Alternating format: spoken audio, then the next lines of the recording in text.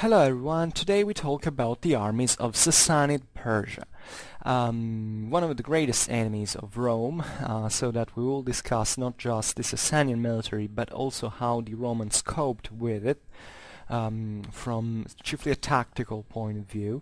And we will discuss essentially the Sassanid army from the origins to the end, so substantially these 400 years of Sasanian history from the rise of the Sasanian dynasty to actually the destruction of the same and of the Persian Empire at the end of the Romans at the Battle of Nineveh. Actually, I think on relatively to the battles, I will stop to the 4th century, to Julian's invasion of Persia. But I think, generally speaking, what I will say about the Sasanian army is more or less what's valid also for the later centuries. This is important to bear in mind. I mean, this time there weren't extremely important evolutions in the Sasanian military, and even when there were, because there were definitely certain reforms of the Sasanian army, I will make a dedicated video, but overall, I mean, the essentials of the Sasanian military, especially from a tactical point of view. I mean, talking about really the armies, not much the evolution of the Sasanian administration, the state, and all remained more or less the same. So, first of all, let's introduce who the Sasanian were. So, the Sassanid dynasty basically overthrew and replaced the Sassanid dynasty, the Parthian dynasty of the Sassanids, let's say, better. Before the Sasanians were the Parthians. And you can argue that essentially the Sassanids were a sort of Parthian dynasty themselves, even though there is there is especially the idea that there was a great difference between the Sassanid and their Sassanids, not just for how they conceived the Persian Empire, because as we've seen, the Sassanids really changed the face of Persia from a political and military point of view. But let's say that this Persian ensemble wasn't really something homogeneous. I mean, there were lots of populations that dwelled into the Parthian Empire. The Parthian Empire had these characteristics that was proper of Persia more or less throughout all its history, of being a sort of mix between relatively sedentarized populations of the Iranian plateau and new nomad or semi-nomad populations that arrived instead from the steppes that were just north of Persia. So the concept is that there was this really feudal society that didn't have much to do with the sedentary populations that dwelled around the Mediterranean, that conferred to Persia a very particular character in its military. So transforming it essentially in a feudal society with various, let's say, noble families that basically gravitated around the royal or imperial dynasty, as you want to call it, and in a certain sense shared even its power. Then eventually the Sassanids tried essentially to centralize more, especially during the 6th century. So creating an empire was increasingly founded on statal bureaucratic basis. By the way, the Sassanids at that point ruled over a very large area of the Middle and Near East, also occupying the Mesopotamian regions that had been really an object of contention between them and the Romans. the Mesopotamian lands were actually the Parthians, even the Sassanids actually even brought their capital, and also the Parthians, if I'm not wrong, had their capital in Ctesiphon.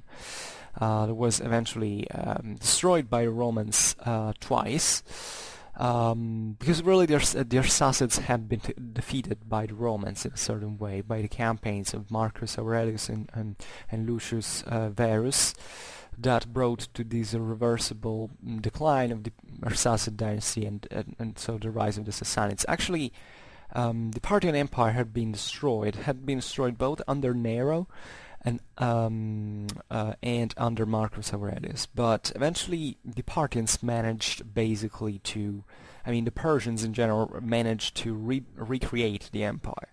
And the reason was that while the Romans could definitely invade Mesopotamia and destroying the Persian rule in there, they actually, aside from Julian, if I'm not wrong, they never ventured into Persia proper, because Persia Iran is a hell of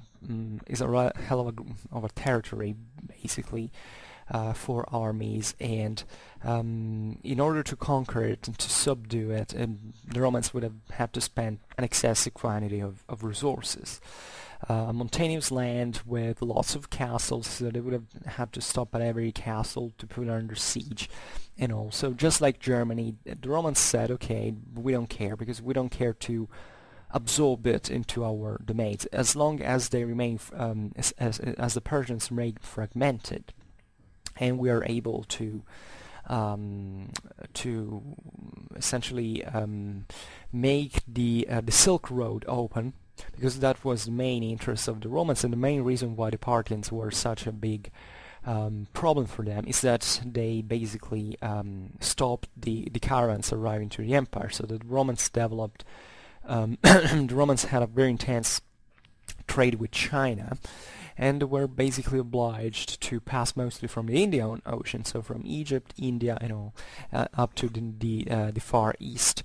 While and this was also Chinese interest. So basically, the Parthians first and the Sassanids after had this were a bit in the middle between Rome and China, more shifted towards Rome geographically, but conceptually speaking, also pretty close to China, even in certain relations.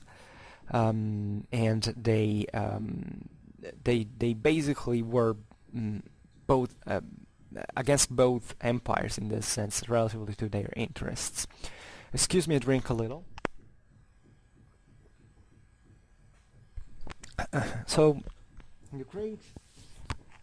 great difference between the Parthians and the Sassanids stood in the revival of imperialistic ideologies dating to the Achaemenid Empire by the Sassanids. Basically, the Sassanid rulers considered themselves to be the heirs of the Achaemenid kings that had been defeated by Alexander the Great in 331 BC. And they had basically, there was all a propaganda behind this, because the Sassanids want to make their populations believe that essentially those 600 years were irrelevant, as if they had never happened. We're even mixing, that after Achaemenid Persia, there was Alexander, then his successors, then eventually partially the Romans in the lands that of the western lands of the Achaemenid Empire that had belonged to the Achaemenid Empire, and eventually the Parthians.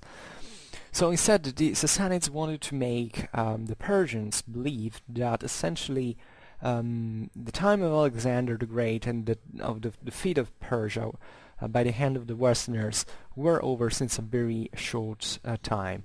Actually, they confused with the Philip, the father of Alexander the Great, with the 3rd century Roman emperor of the same name, Philip the Arab. So the real idea, I don't know if Alexander the Great, I don't think there is evidence of that, but he might have as well exchanged for Alexander Severus, that was also Roman emperor at the time.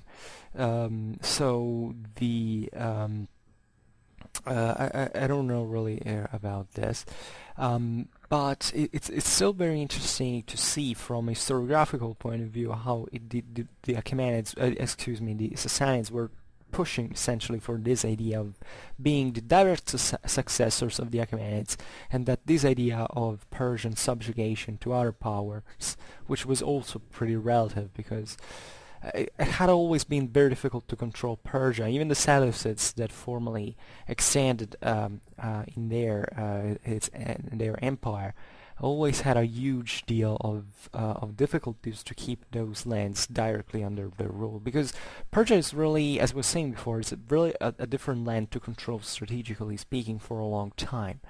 And it has also a very particular society, so these had been mostly let's say subject tribes, subject peoples that were formally under the Western rule, but that eventually had a very degree of autonomy, and eventually managed under the Parthians to be once again part of a unified Persia.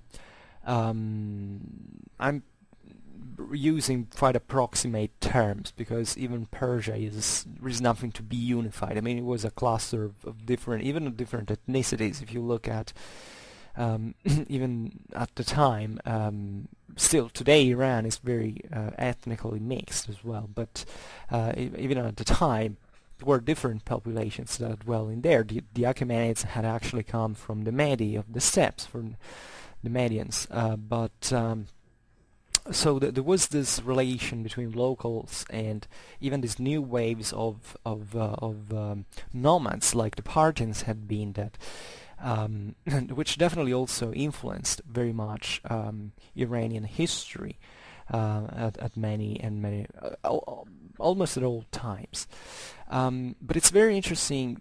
I find this historiographical distortion very interesting, simply because let's say to stress the differences between Persia and the Roman Empire, because in the Roman Empire such an historiographical construction would have been impossible, because the Romans and the Greeks read, they had libraries, they had an historiography, they were keen on their past at a point of, I mean, as a sedentary society, to trace that back as an interesting, let's say, element, as a fundamental element of their own identity in practice.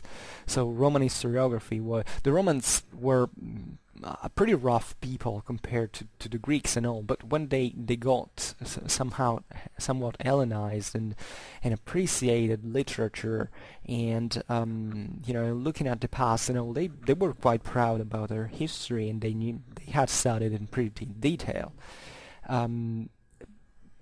Sassanid Persia evidently wasn't like that. Sassanid Persia had a short memory in practice. There was a lot of traditionalism. There were many elements of cohesion, like the Zoroastrian religion, a civilization that definitely dated very much back in time. But one thing is to have that as a group of let's say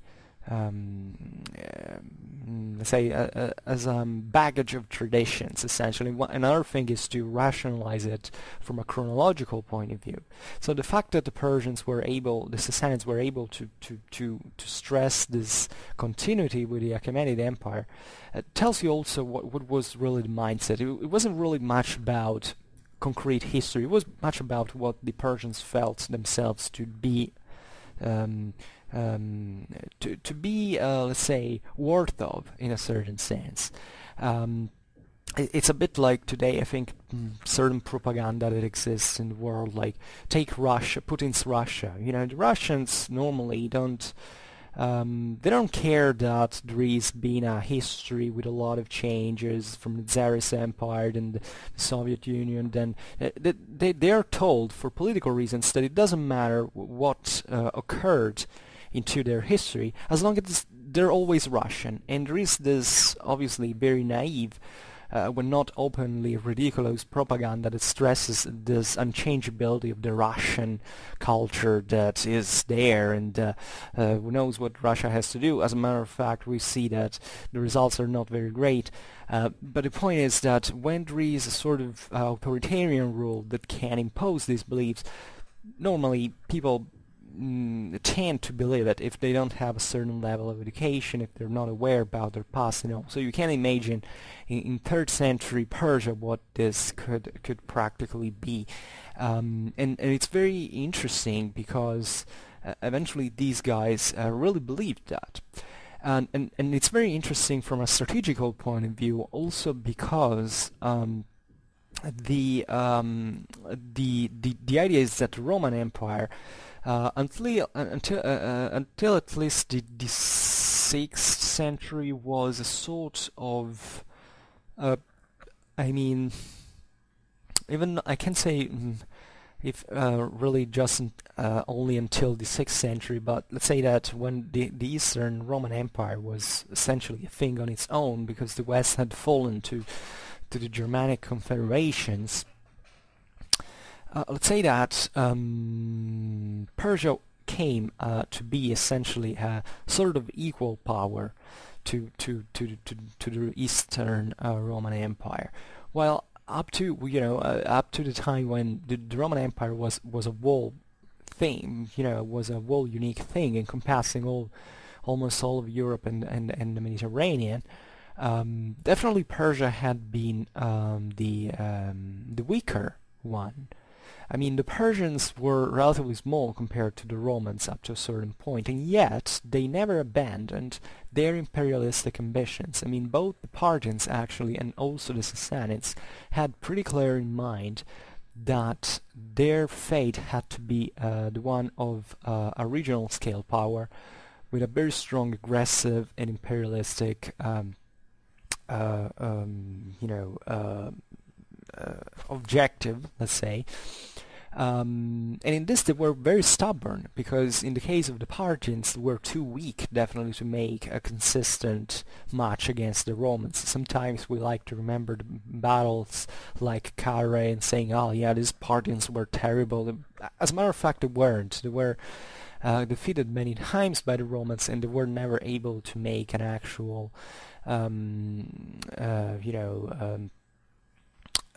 permanent, say, to permanently seize, lands of the Near East from the Romans, because they were too weak, and they had even certain cultural limits that, including the ones that weren't good besiegers, that made it very difficult to conquer citadels and fortified centers, and therefore to establish a permanent rule in the Near East. The Sassanids instead were much more aggressive, but were also much more efficient. They also were quite Romanized, for telling the truth. They learned siege warfare from the Romans. They had definitely a model of state that was just out there in the West that they evidently began to look favorably at least in a certain measure, because also the Persian civilization had those kind of models long before Rome actually developed it, but obviously 600 years had passed. Excuse me, I drink a little bit again.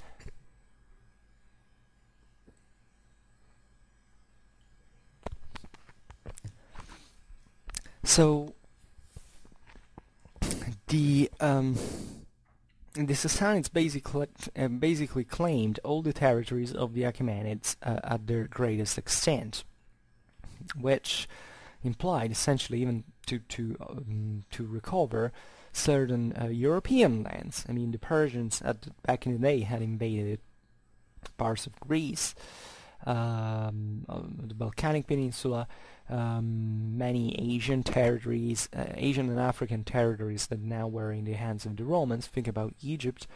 And at times, definitely, they managed to invade even these lands.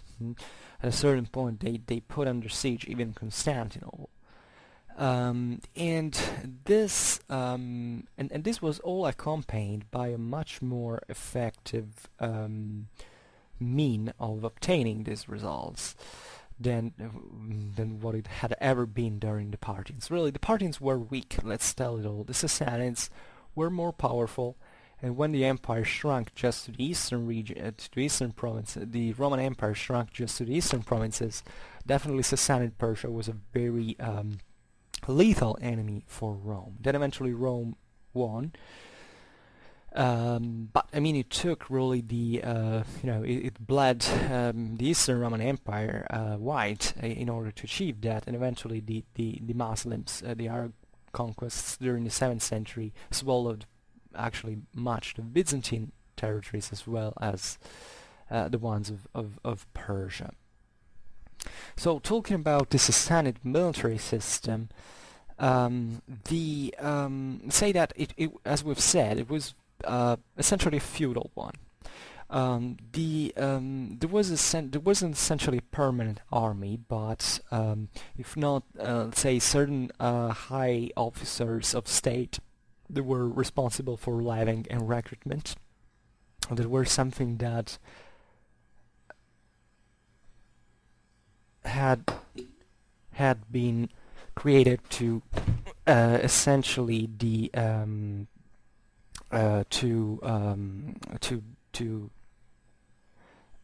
recreate a major excuse me, there was some noise, but these officers had been created essentially for giving a bit more of organization to this empire. It was, however, very big indeed at the time. So aside from the feudal contingents that were in this sense a sort of a private thing, there were many dynasties that recruited them on their own. There was the need of some centralization, for which, especially from the 6th century, was a great push towards this direction, as we were saying. And they and these were, however, still, I think, partial. There was actually middle class that was involved into this state bureaucracy that was quite interesting, because in this sense was able to compensate the also the decentralization pushes that existed from obviously the Persian nobility that wanted definitely Persia to be free from enemies, but wasn't that happy to be brought under the power of a unique dynasty that could start to interfere also with their private policies. So even these these state officers were most of the times about to be part of a sort of new aristocracy, or at least they were pretty close to central power. So they, in countries like Persia or Armenia, there had always been kind of Achaemenid-derived titles that really reflected a sort of original centralized organization that, however, were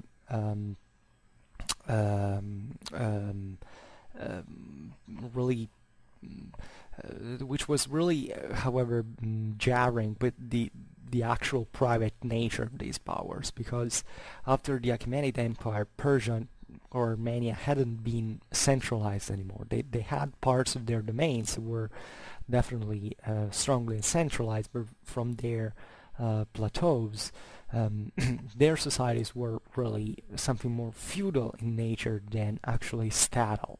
So there was a bit always this kind of dualism that existed in there.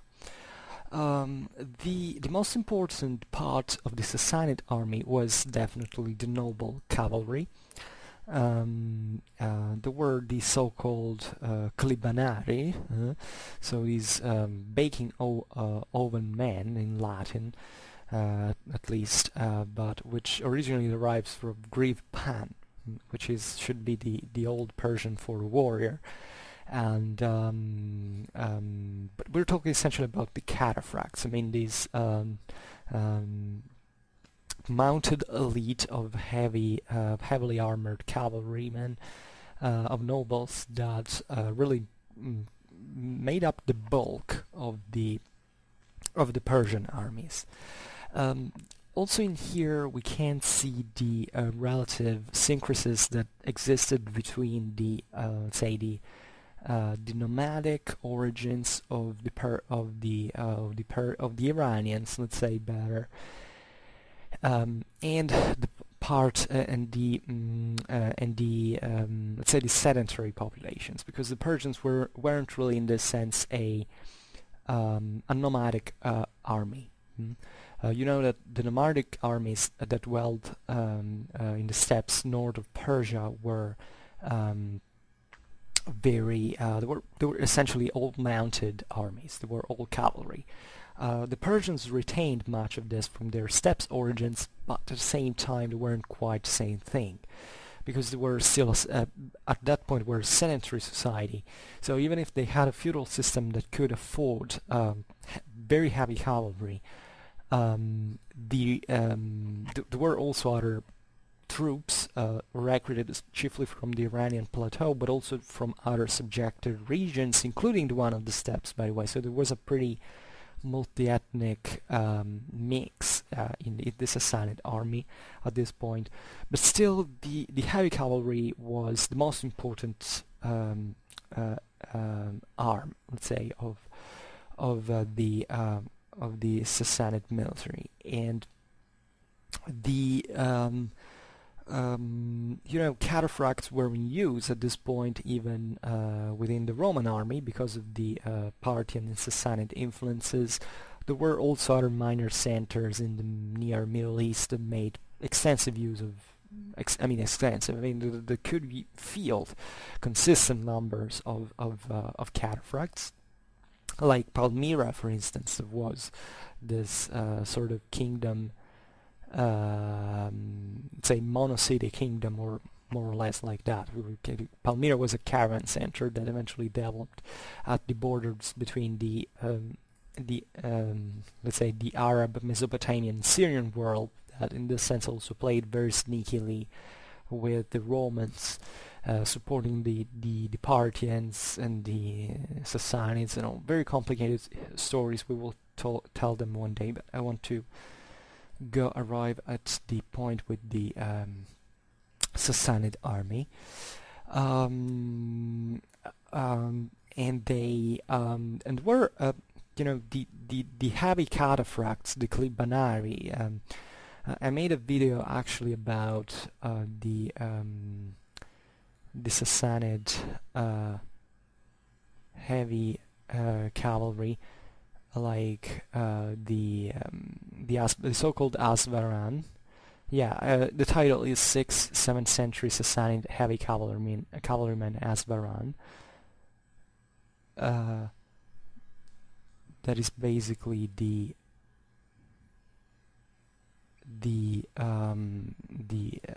discuss basically what the Persian cavalry was about towards the late Sassanid period, practically.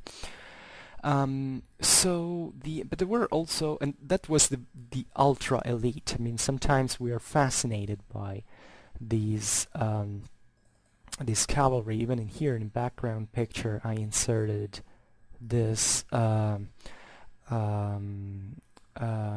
this picture that actually shows quite beautifully, I'd say, the Persian heavy cavalry. So you see the armored horses and the armored cavalrymen. It was very this was the very elite of cavalry elite of the ancient world, and it had definitely a shock, this was shock cavalry essentially, but it was extremely expensive, so even a feudal society like the Sassanid one couldn't really field, uh, you know, the majority of the Sassanid cavalry was still unarmored, or at least more lightly armored than this.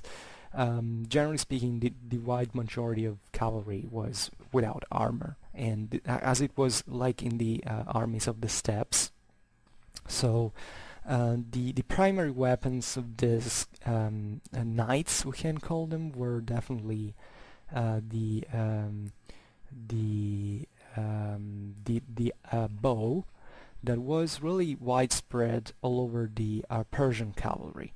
Tactically speaking, there had been a differentiation progressively between the heavier cavalry and the lighter one, in the sense that originally from the steppes, these cavalrymen were able both to act as horse archers and as shock cavalry, because they were equipped both with bow and this very long lance, the so-called contus, that was held with both hands just to smash into the enemy lines with that.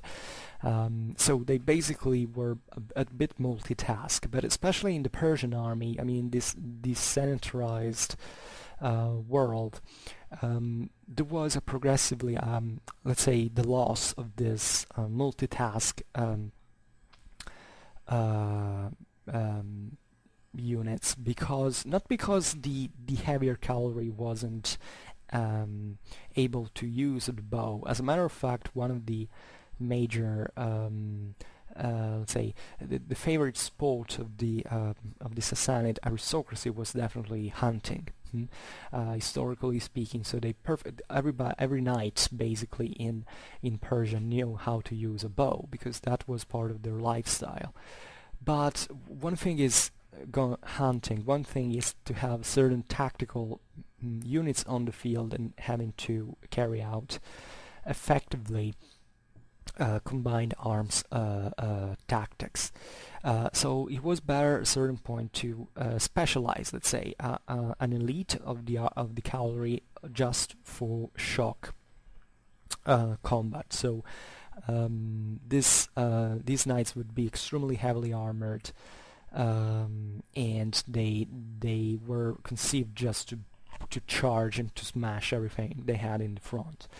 And then the lighter cavalry, that was instead conceived to soften out the enemy ranks before the heavier cavalry attacked, and it was specialized in famous hit-and-run tactics, the so-called Parthian shot. I mean, this tactics of harassments that consisted in coming very close to the enemy, shooting their arrows, and then coming back, and when they were coming back, still shooting arrows. So alternating these waves of horse archers, not giving the enemy the time even for resting. So having this continuous arrow showering, and let's say, and really, which is really stressing, because aside from the actual damage that you can do, the actual kills and casualties you can inflict to the enemy, it's really about the psychological effect of having an unstopped arrow fire that arrives at you, and being literally nailed in there, because and that's really devastating. And the idea was that the enemies, in order to cope with this arrow fire, would open their ranks, and then when the ranks were opened, the heavy cavalry kicked in, so they had to close the ranks once again. And maybe they were all feints most of the times, until arrows were until horse archers didn't run out of arrows, and then there was hopefully the final charge to wipe the enemy away. This is very theoretical, though. We will see how the Romans actually were quite good at coping with these tactics, contrarily wise to what people believe, because there is not just carre in military history. And as a matter of fact, the Roman armies that faced the Sassanids actually were pretty effective against these tactics, and the Persians didn't manage to defeat the Romans at that point, in the 4th century especially. So the what I was saying is, however, that there was a certain degree of differentiation in equipment. Horse armor was relatively common, even in previous armies. Even the Achaemenid armies had, before the Parthians and the Sassanids, actually certain horse armor. Actually, the Achaemenids didn't have cataphracts. If not those, they could levy from the steppes peoples that had them. So actually,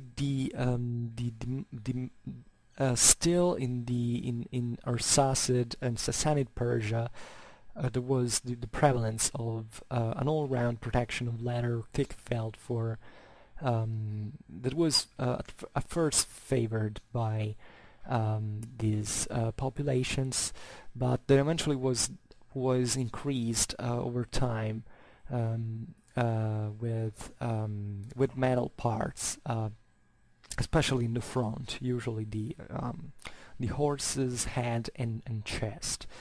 And that was already a very, let's say, heavy form of armor, considering the material wealth of the time. And let's say that there is also a problem in the that you have to consider in mobility. I mean, it's not just about covering yourself in armor and saying, okay, it's fine, because if you cover yourself or your horse in armor, you're more protected, but you're also less agile. So you have to be at least used, tactically speaking, for very specific tasks.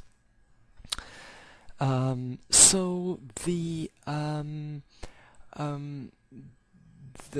idea is that there was a sort of compromise between the two things, and that the Sassanid cavalry could vary from the hyper armored cataphract elite to a simple, very fast and unarmored horse archer.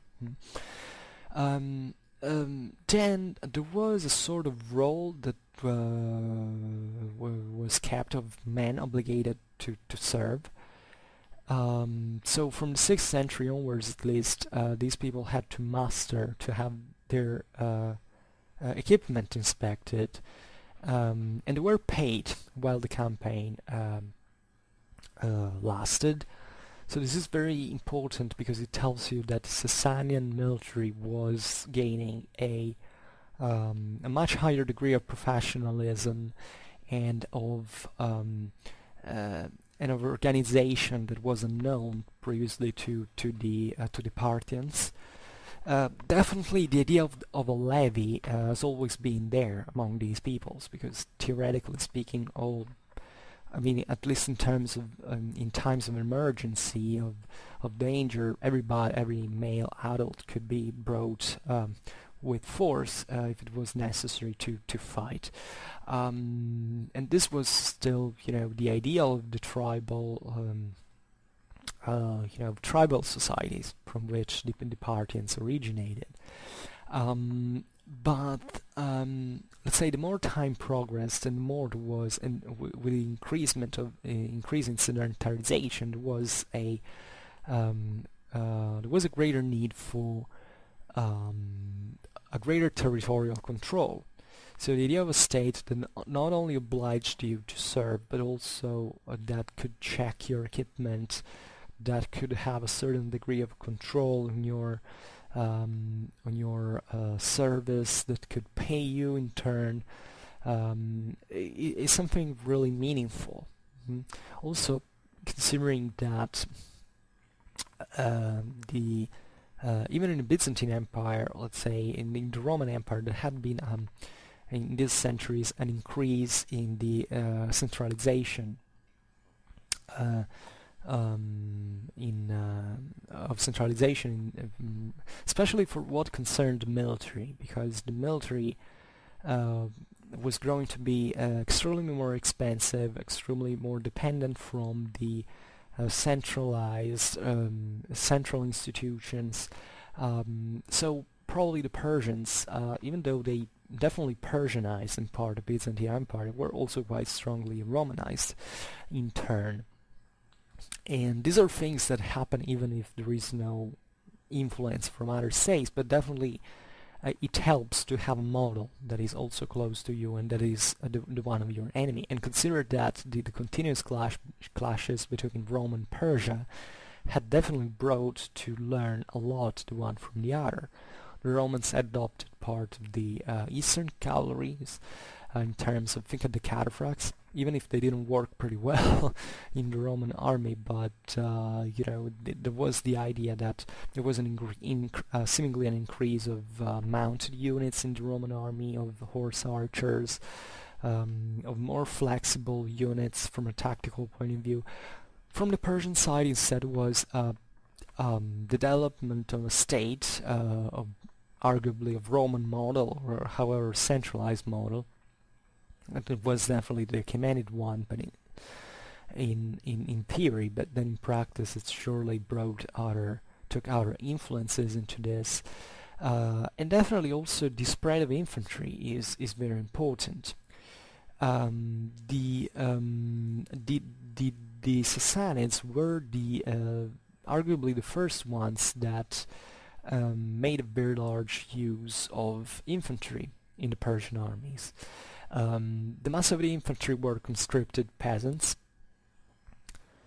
The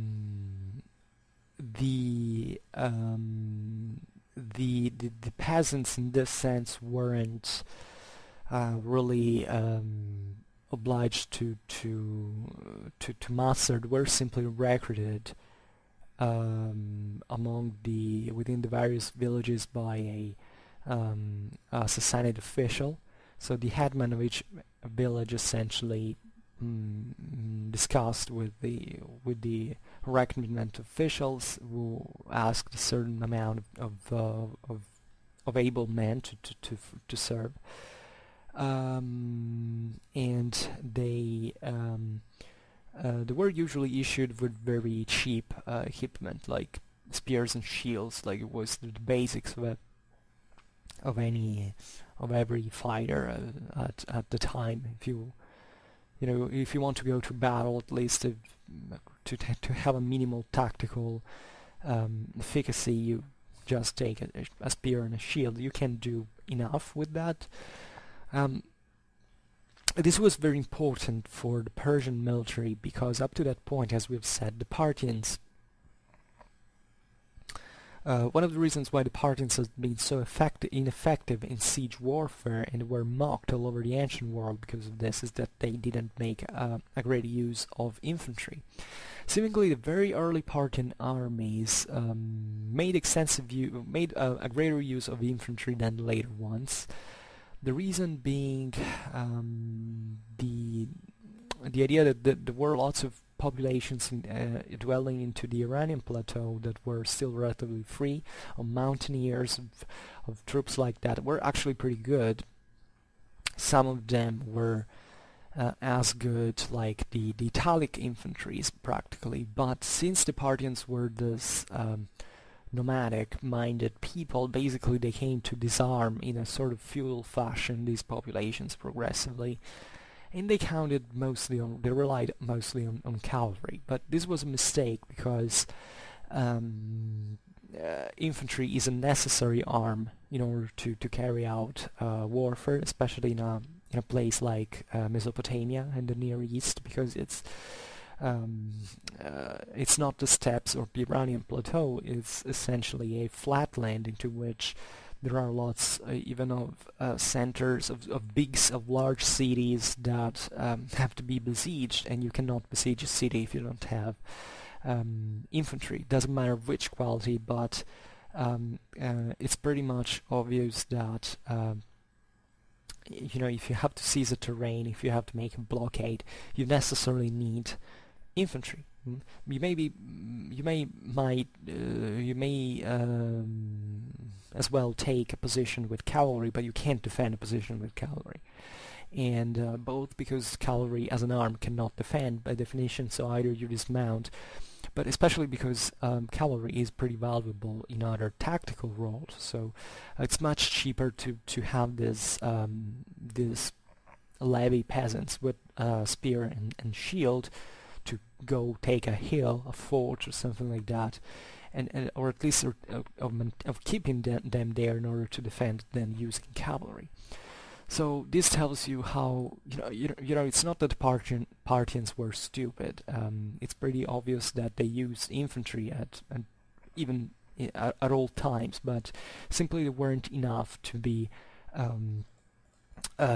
even probably their Sassanid kingdom wasn't so developed in terms of an administration and military organization to provide even I think also the logistical needs of maintaining troops, because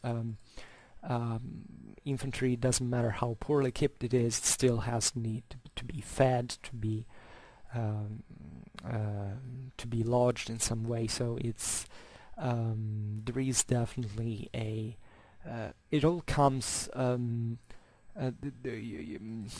you also need the resources to field such troops, and if you don't have a very well organized centralized state, it's very difficult to do that, and that's only what the Sassanid managed to achieve over time, by the way, because also the Sassanids, as we were saying before, didn't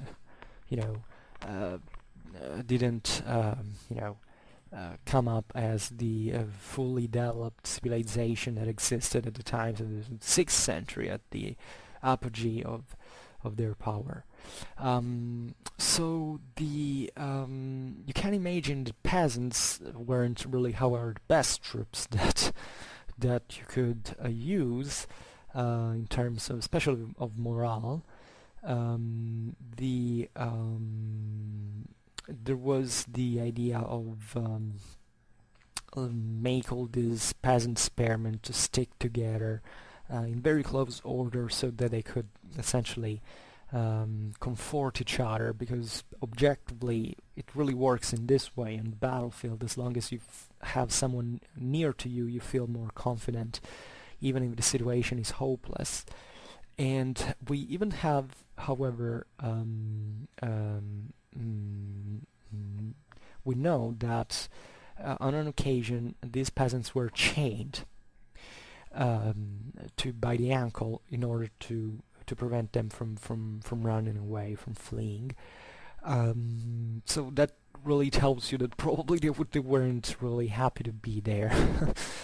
And this infantry, although useful, as we've said, in siege work, camp labor, stuff like that, they were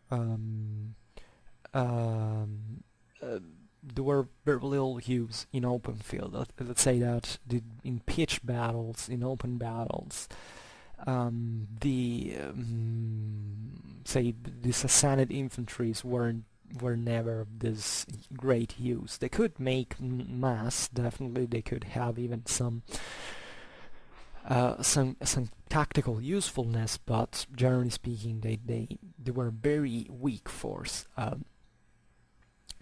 What were instead much more praised and highly regarded in the Sassanid armies were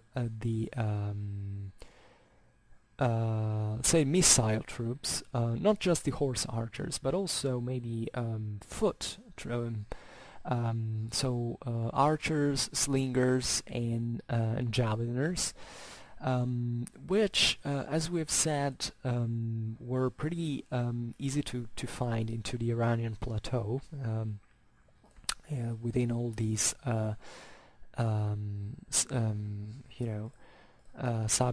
subject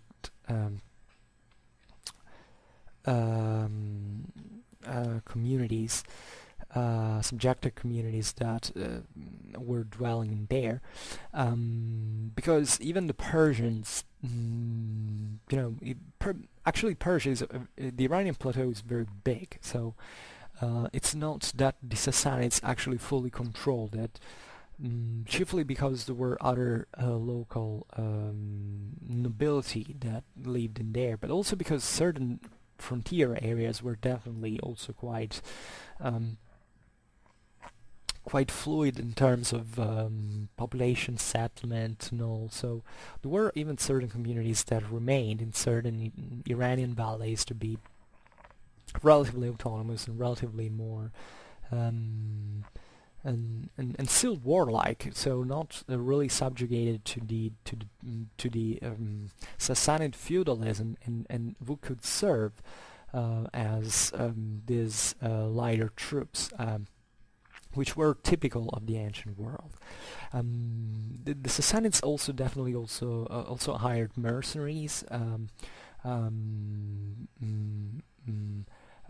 Even out of their domains, telling the truth. So not just into Persia, but also from other allied populations, as it was useful. It's just how everybody had always done that. The Romans did that, the Achaemenids had done that, the Arsacids had done that. So it was obvious to do it, even for the Sassanids. There were also light light cavalry armed with bow and javelins that were provided by certain populations that dwelled especially around the Caucasus. Think about the Albani, the Chionitai, and the Gelani.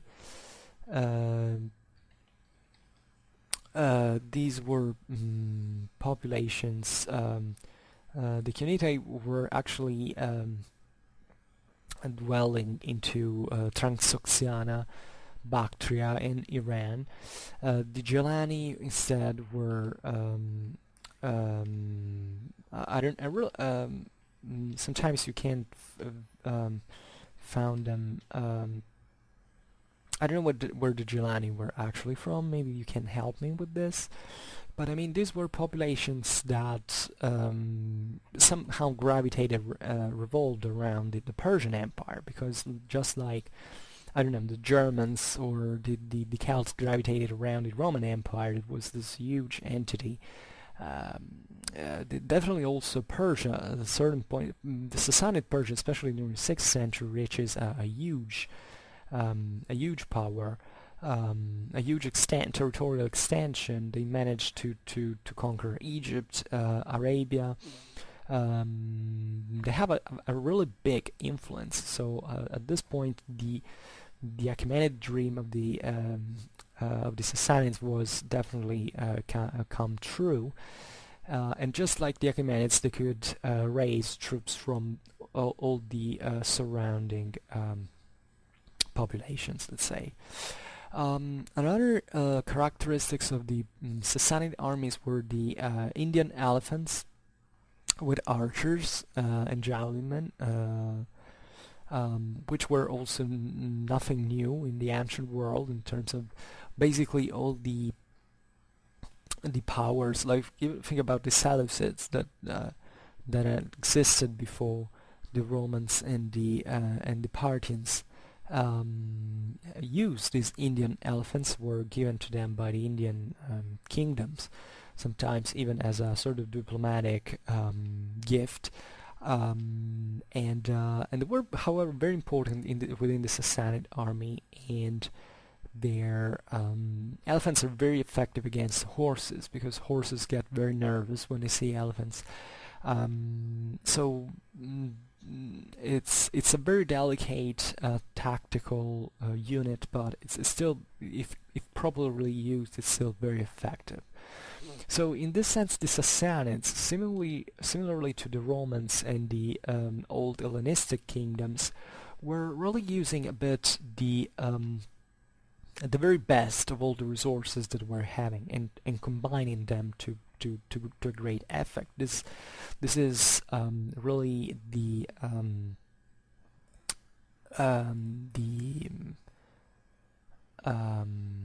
one of the measures of these people's civilization, in the sense that if you are able to really, if you're open-minded enough to understand that something is valuable, and and absorbing it and integrating it successfully into your system, you are making civilization essentially. And definitely the Sassanid Empire was a hell of a power in this sense. It had a very strong military. The Sassanids were probably from a tactical point of view, the greatest, the strongest foe that the Romans ever met. At least from up to that point, up to the destruction of the Sassanids themselves. Then were other populations, but even in terms of in strategical terms, I mean the clash between Rome and Persia were something secular. It went on forever, and it never ended for the aforementioned reasons. That is, even that when Romans managed to defeat Persia, this split up in many principalities that up in the Persian highlands that couldn't be really brought to reduce to order, and that could form another Persian empire practically sooner or later. So like it had happened with the Sassanids after the Arsacids. So passing to actual battles, I would like to discuss even how the Romans coped with the Sassanid army. We have accounts essentially of I think they're very meaningful of 4 pitched battles against the Romans during Julian's expedition against Persia in 363 AD. Then we have even other 2 battles into which Belisarius fought, the Byzantine general Belisarius fought against the Sassanids. So relatively to the early times of the 4th century, which I find very interesting, so in Julian's campaign, in the first engagement, the Sassanids had the first line made up by the heavy cavalry, the second line of spearmen, of infantry, and the elephants in the third rank.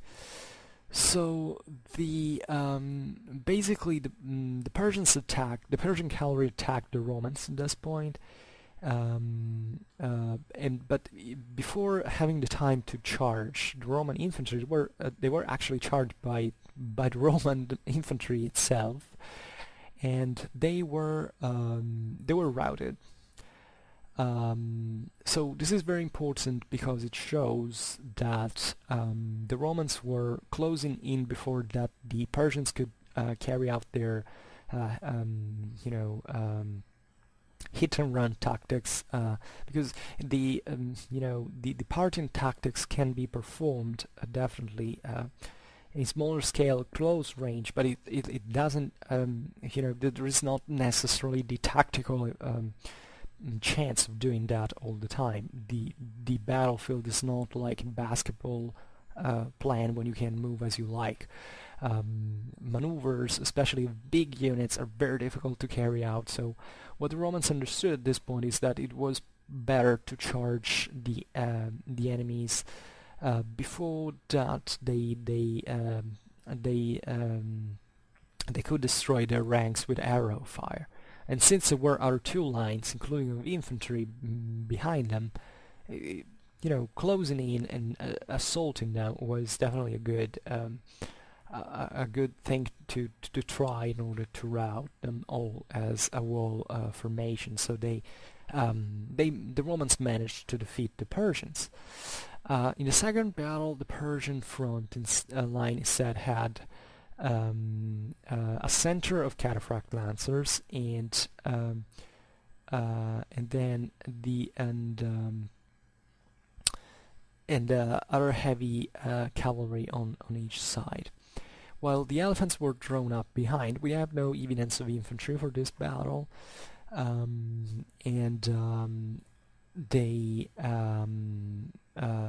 that had really been proven so ineffective in the first battle and had suffered even as a consequence of the defeat very much, let's say. So the seemingly the Persian cavalry was managed to outflank the Romans and head towards the Roman baggage train, but they couldn't seemingly do a great damage. And also in here was essentially a failure of the Persians. The third battle instead started with a light cavalry attack on the Roman rear. Also in this occasion, this attack was beaten off by Julian's order to certain light troops to intervene to rescue. But sadly, a javelin hit fatally Julian. On that occasion, we don't know whether it was a Persian javelin or even a Roman javelin, because we don't really know. There are voices that Julian was killed by this or sort of friendly fire, even maybe on purpose, but we don't know. And this was occurred during the scrimmage. So in this whole thing, you can understand how the Romans were also pretty good at skirmishing this time, because with the Constantinian reforms, the Roman army had grown significantly more flexible and sophisticated in its tactics. When Julian was killed, a fierce attack was launched against the center and left of the Roman army, and by the elephants, the Sassanid elephants. So there was a melee into which a close quarters with which into which the Romans were definitely also suffered their own losses,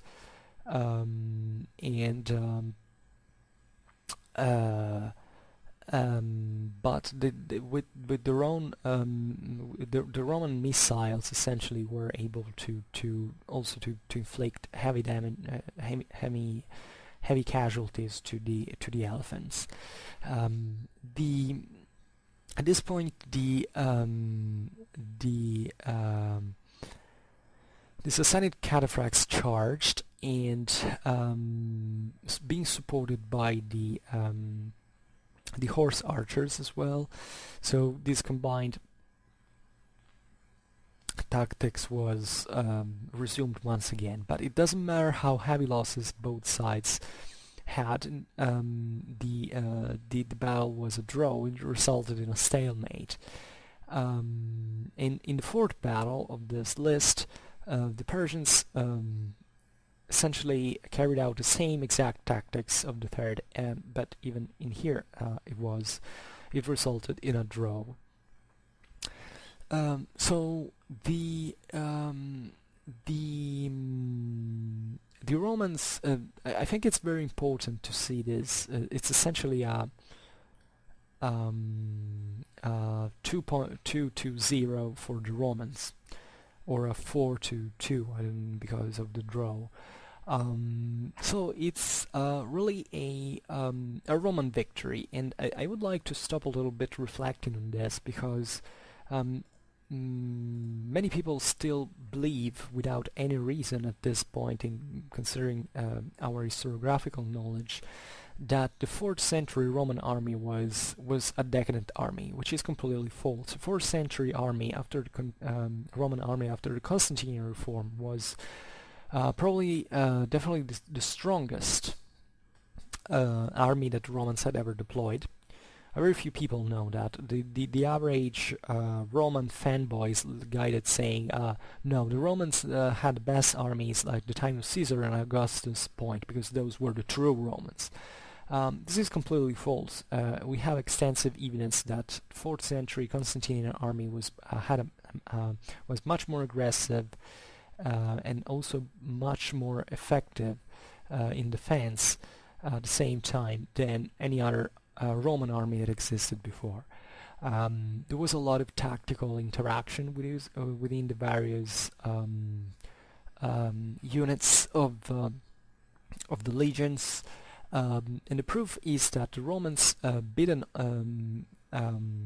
managed to beat off much stronger enemies during the 4th centuries than the ones that they had met in previous times, including confederations like the Alemanni in Central Europe and the Sassanids in the East. They were definitely a nightmare. So the effectiveness of the Roman infantry at this point, of the Roman legions at this point, was definitely great. Even the death of Julian kind of stopped the Roman invasion of Persia at that point.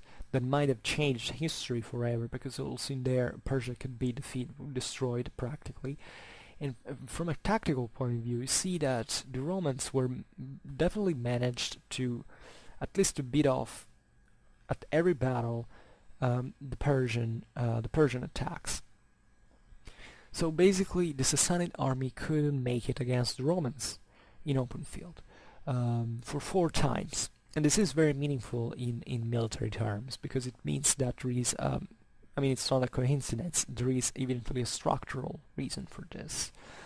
So too bad that Julian died in that way, and we can, however, really admire the characteristics of the Roman army in this sense, and even reflect on the further evolutions that definitely were also very sophisticated. Like the 6th century Byzantine army was pretty cool thing as well, and definitely the Byzantines kept having first-class military throughout all their history, we can say, at least up to the 13th century, where, however, they were still, relatively effective even afterwards. Simply, they didn't have a state anymore, or at least what it had been previously. But this is another thing. So the Roman tactics, however, weren't just passive. As we've seen, the Romans passed to the counterattack to essentially cut down the effect of Persian archery. So getting as early as possible at close quarters is tactics that is definitely used quite often when you have an enemy that's pretty good at missile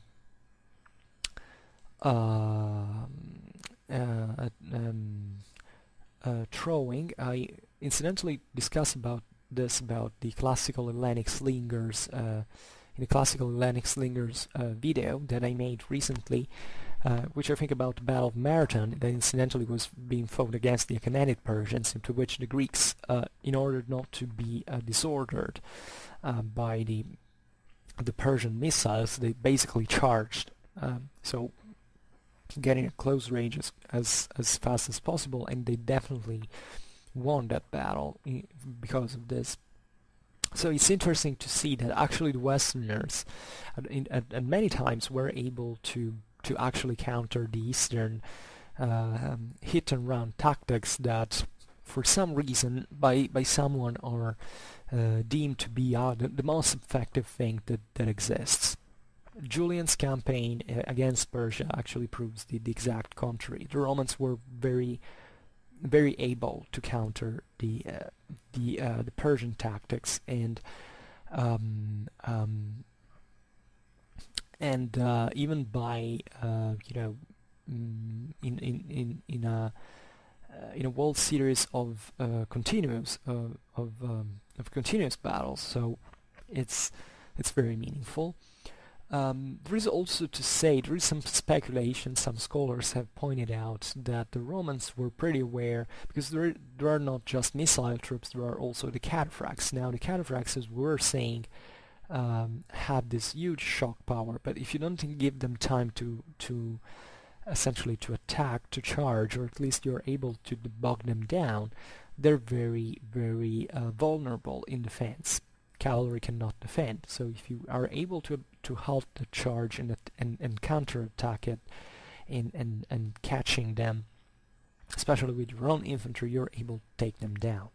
And in this sense, it's very meaningful that Julian, before his Persian campaign, had fought into Gallia at that time at the Battle of Strasbourg, of Argentoratum in Latin in 357 AD. Against the Alemanni, and that is a battle that the Alemanni had very strong infantry. That was essentially what their military was about. And during the early phase of the battle, basically the Romans had thrown in to battle their own cataphracts, because the Romans, as we were saying, had basically copied the Eastern cataphracts at one point, and especially at this time, the 4th century, cataphracts were used not just on the eastern frontier, but also into Europe by the Romans. So at that point, it was thought that the cataphracts might have impressed the Germans, and instead they were soundly defeated by the German infantry, because this cataphract charge basically was halted, and then at close quarter, in the melee, the infantry had the upper hand over the cataphracts, and they say the Roman cataphracts have always done, at least before the 6th century, a very bad impression. Like the Byzantine cataphracts were a pretty strong thing. I made already two videos on the Byzantine cataphracts.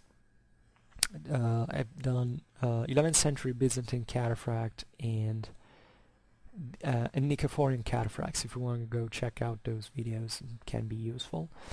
And I explain, incidentally, the difference that exists between the late antique Roman cataphracts and the medieval ones, let's say, which is pretty meaningful, by the way, because they are really two different. They are the product of two very different types of society, and that's really what makes the difference.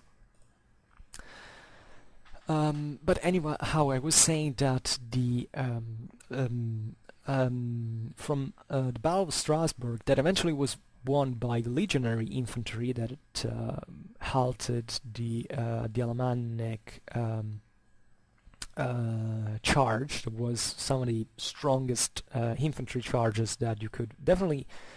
The Germanic confederations that time had essentially one big tactical strength, their infantry charge. Well, the 4th century Roman army was able even to withstand those, as at Battle of Strasbourg proved. Say that under the Julian's empire, that lasted really a few. But we have this extensive evidence of a lot of warfare taking place, and putting at test the 4th century Roman army. So you see here that basically the Romans were capable of defeating any opponent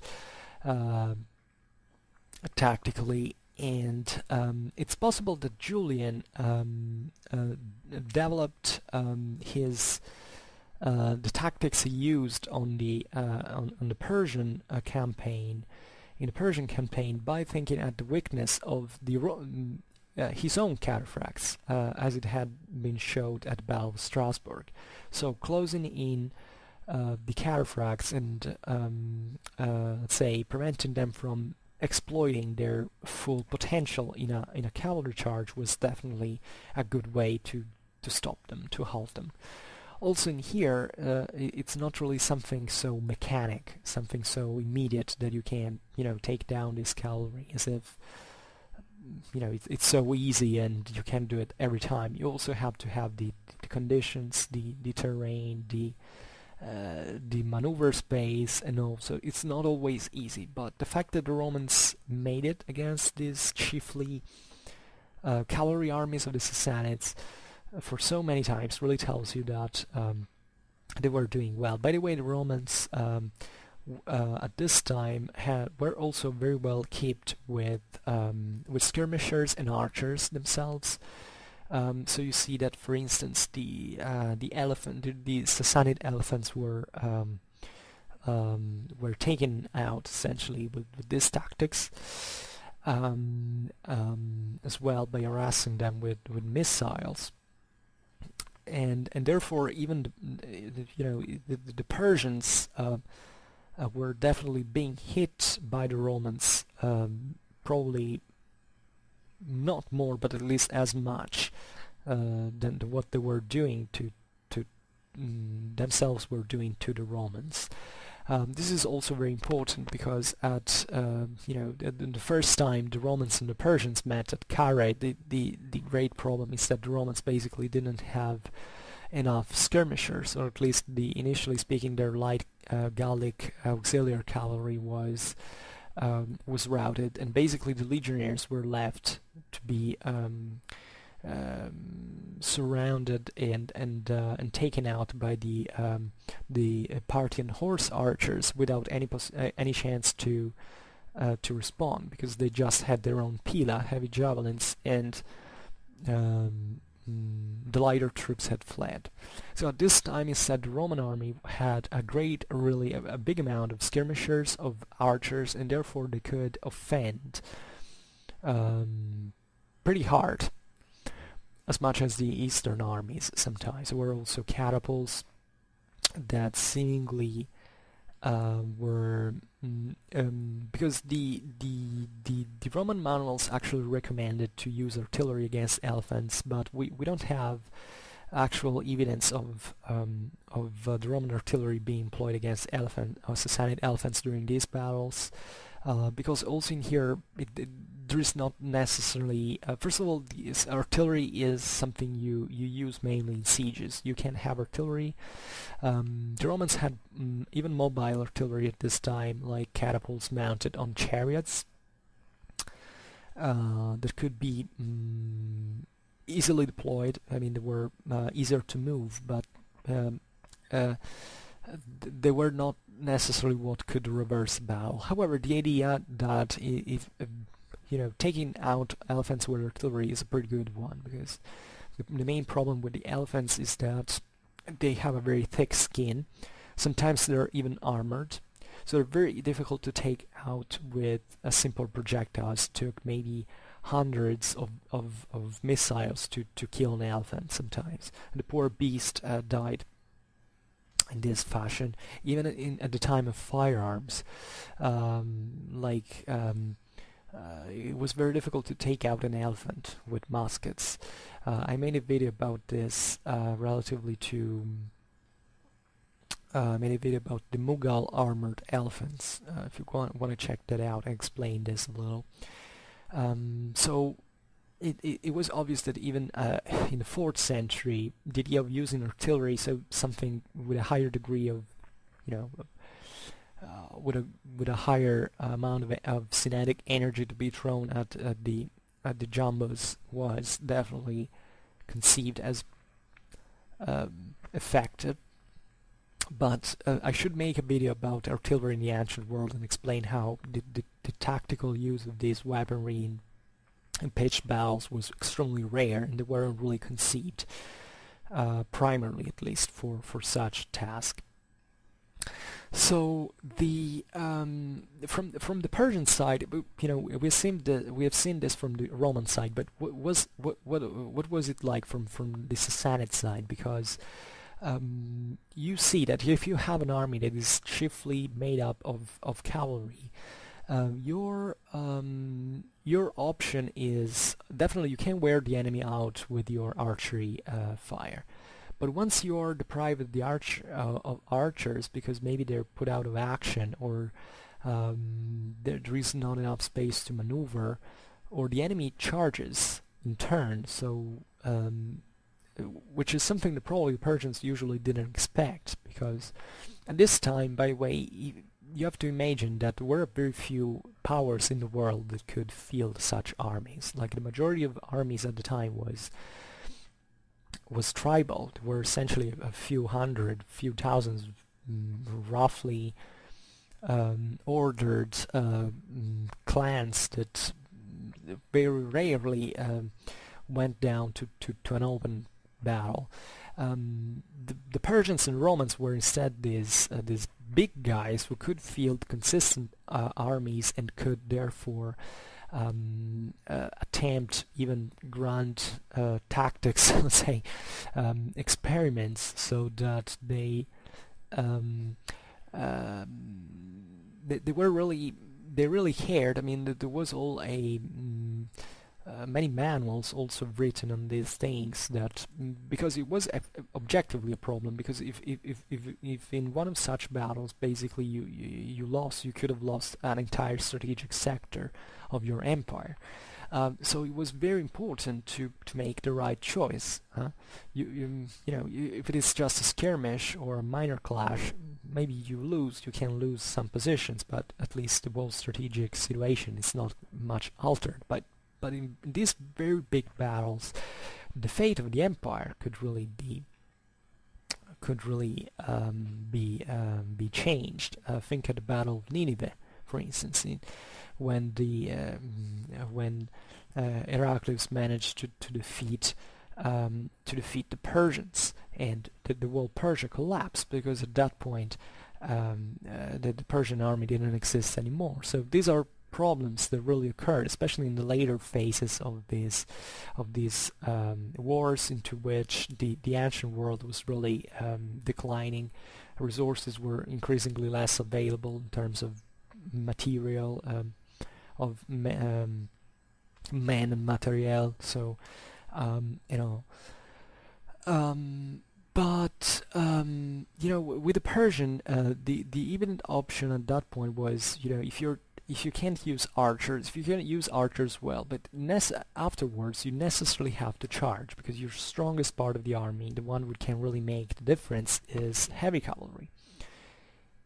And you can argue that most of these cavalry armies in the feudal world, broadly meant, really engaged these battles with the ultimate end of launching the final terrible charge with the extra elite cavalry that they had usually deployed. Sometimes, as we've seen, the heavy cavalry could be in the first line.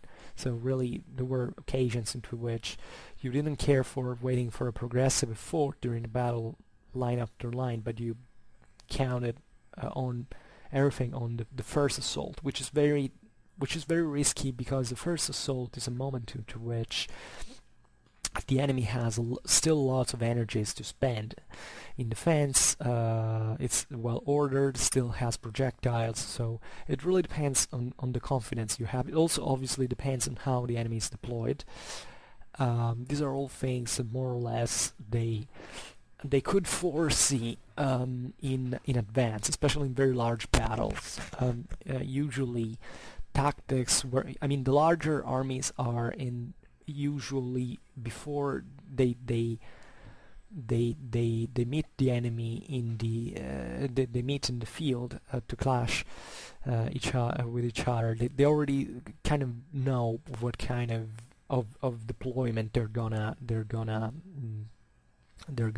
take, because certain things are kind of logical and expectable in the military, in terms of military logics, let's say. There is this idea that on the battlefield you can do whatever you can. No, especially if you have a big army, you can't.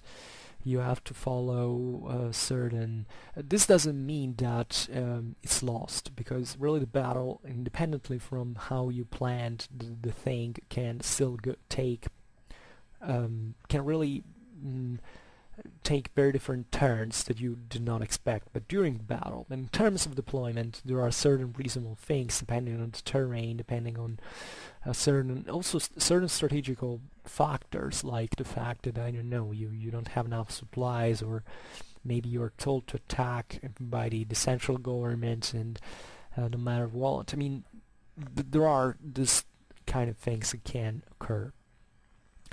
So in the case of the Persians, the idea of the final initial or final charge, or at least of a charge that is conceived as resolutive, decisive for the outcome of the clash, it was kind of an obligated step. The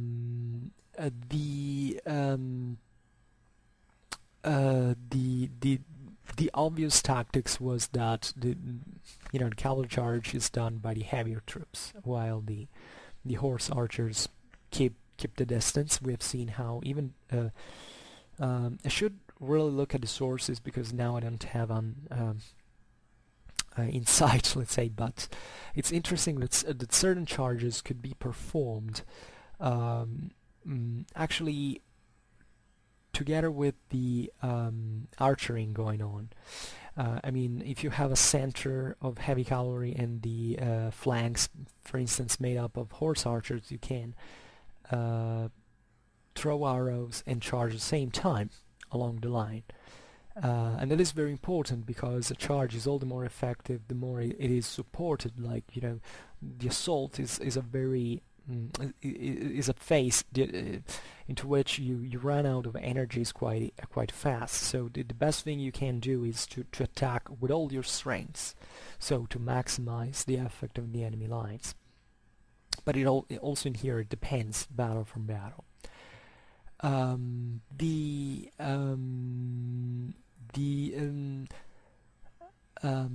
idea here is that Romans were also eventually more on the defensive than the Persians were. We've seen they could close in, but we've also seen that most of the times they also received the Sassanid charges, either of the cavalry or the elephants.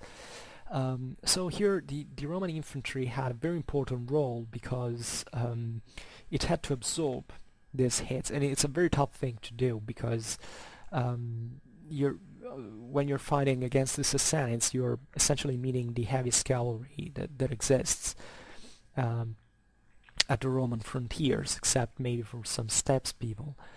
But the Sassanids have also this much larger organization that they have elephants, so really they can throw the hell on you. So here we cannot cease to praise the quality of the Roman infantry still at this time, and to see how they could absorb really by probably partially bogging down the Sassanid charges with missiles, but also taking the direct hit of them in open field, face to face, which is something that takes really a lot of guts, believe me. The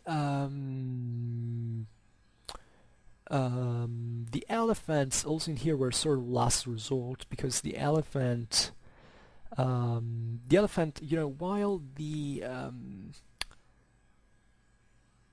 elephant, let's say, that has let's say the cavalry charge, especially of the Persian cataphracts, was definitely the hardest thing you could throw in on an enemy line to really make it collapse.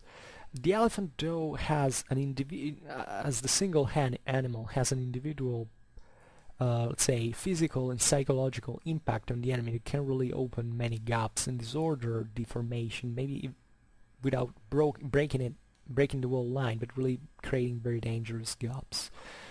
So I don't know, probably elephants would have been easier to be used at the beginning, like Hannibal did, and then exploiting these gaps by with the cataphracts. As we've seen, also the Sassanids did. At the first battle we mentioned, they threw in cavalry first and elephants later, or at least probably the route of the cavalry brought to the route of the other two lines, including the elephants.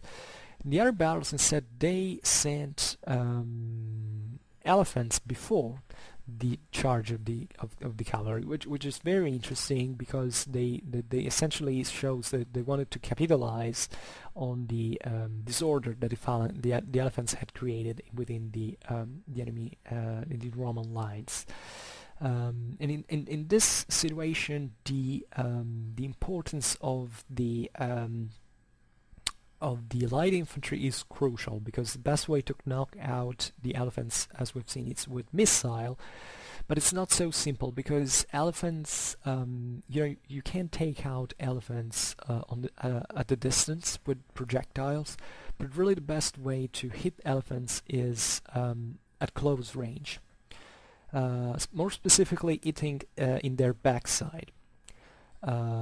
Which is very sad. I'm very sad when elephants get killed into battle, but that's how you want to do that, because it's more effective, and otherwise the elephant, even if hit by hundreds of bullets, can still be, first of all, it can break up in rage and even being even more destructive in this sense. So you think about the sufferings of these poor animals. But they were definitely effective and frightening inside, and not just, it wasn't just about the material effect of their physical strength, it was just even the sight of these things was monstrous, definitely. The Romans had met elephants many times, but it's not something you get easily,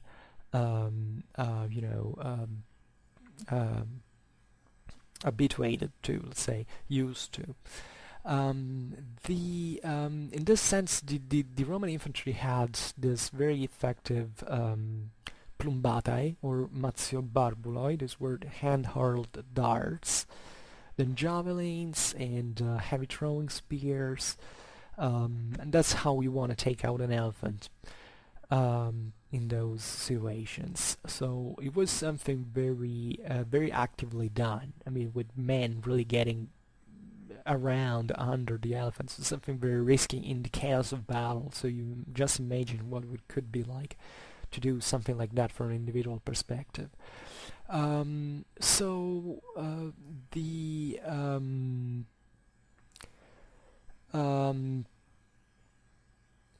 this sense, the Roman cavalry that definitely existed as well was a sort of support force. Like they usually, the Romans had also, just like the Sassanids, a lot of auxiliary cavalry at these times, usually drawn from the best regions, let's say from the best horse riding populations of the empire.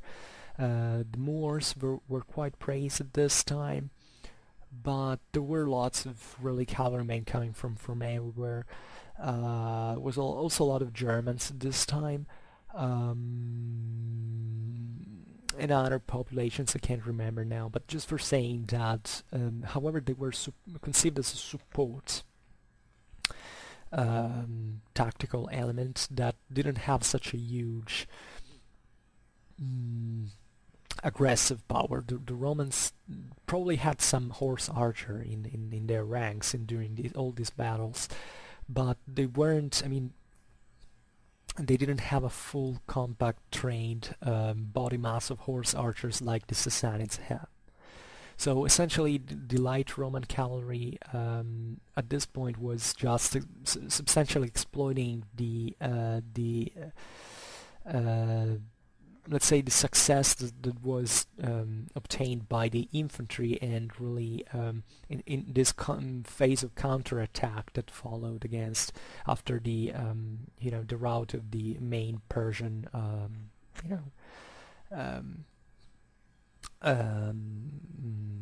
waves, let's say.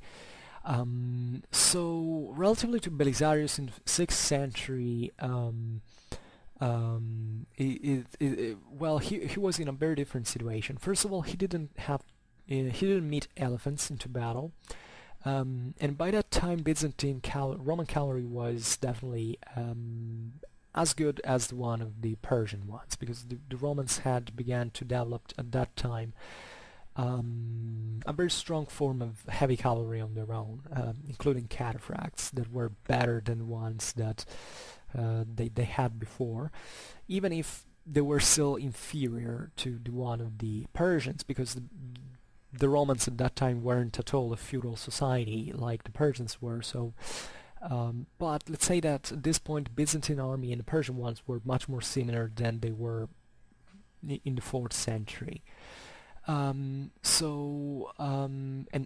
really hundreds of years spent fighting each other on the frontier is really a very potent, very powerful hybridator, let's say, of military cultures. So we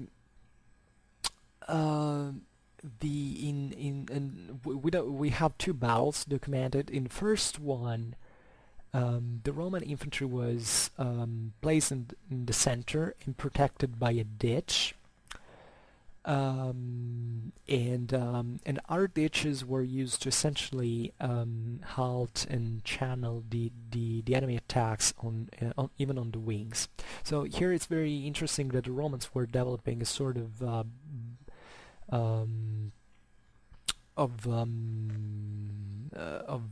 military tactical fortification, essentially for the single battle.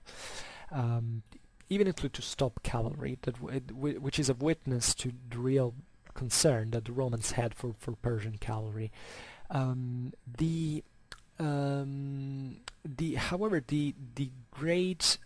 turning point of the battle was at this point carried out by the Huns, so these Roman allies at the time, because the Romans used extensively Hunnic allies at the time, after having fought against them in the previous centuries and being there out there still some Huns. Even the Persians, by the way, dealt with the Huns. Europe was attacked by the Black Huns and Persia by the White Huns. But in this sense, it's fascinating to see how the Roman and the Persian empires had actually a lot in common, even in terms of dealing with these foreign populations on the frontiers and also absorbing them as it was usual. So the Huns basically attacked the Persians with a surprise attack on the rear, and this is how the battle was won.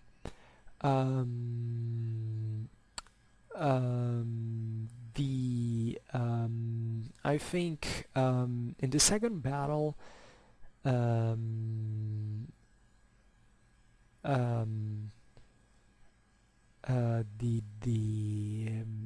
that was it was instead a Roman defeat, but in this sense it was really a problem because the Roman flank was made up by Arab allies. The Arabs at this point were kind of pretty much involved into the Roman and Persian wars because, if anything, they were in the middle. There were many.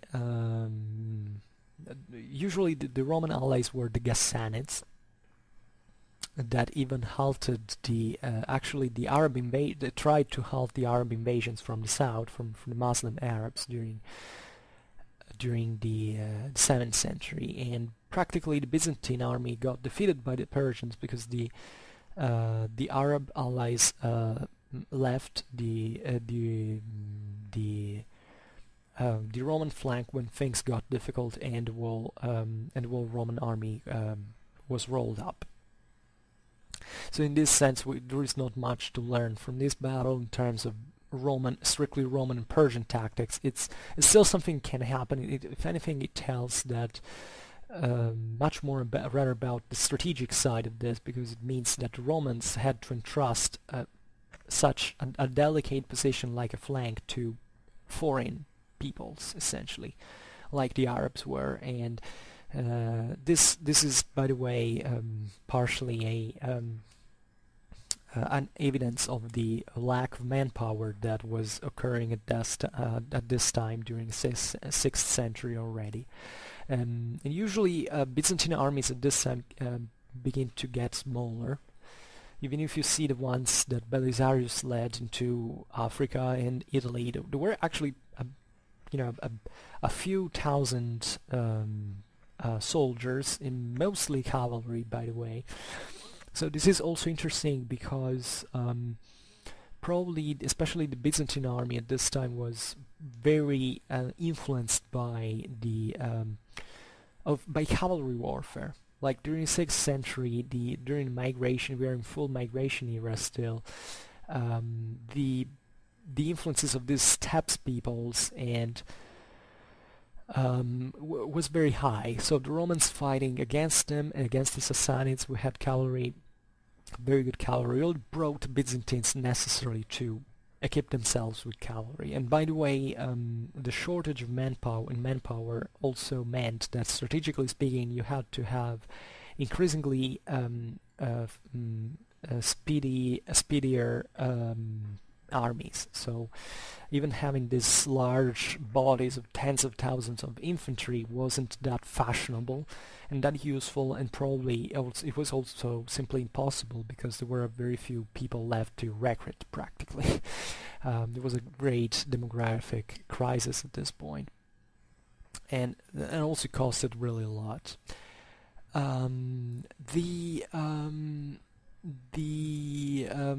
Relatively to siege warfare, as we were saying, the Sassanids were much better than the Parthians. And especially their type of feudal society meant that the feudal elite could field endless masses of peasants to really throw away in the most dangerous ways, like for instance building siege mounds while under fire. There were expendables for logistical, also for logistical reasons. But however, these infantry sometimes were also equipped with bows, so that they had the Sassanids even had a very effective amount of foot archers that maybe weren't that good, that skilled, because the best archers would simply serve on horseback.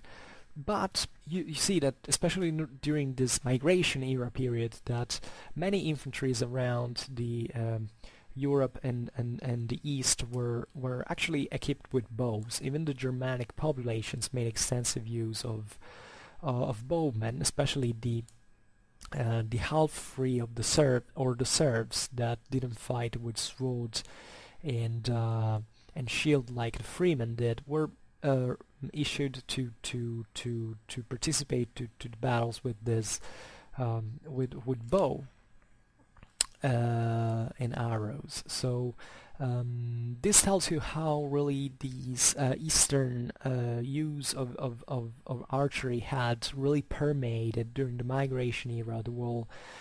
Even even certain areas that, traditionally speaking, didn't make a very extensive use of archery. This was partly done to cope with the horse archers coming from the steppes and pouring into Europe, into the Middle East.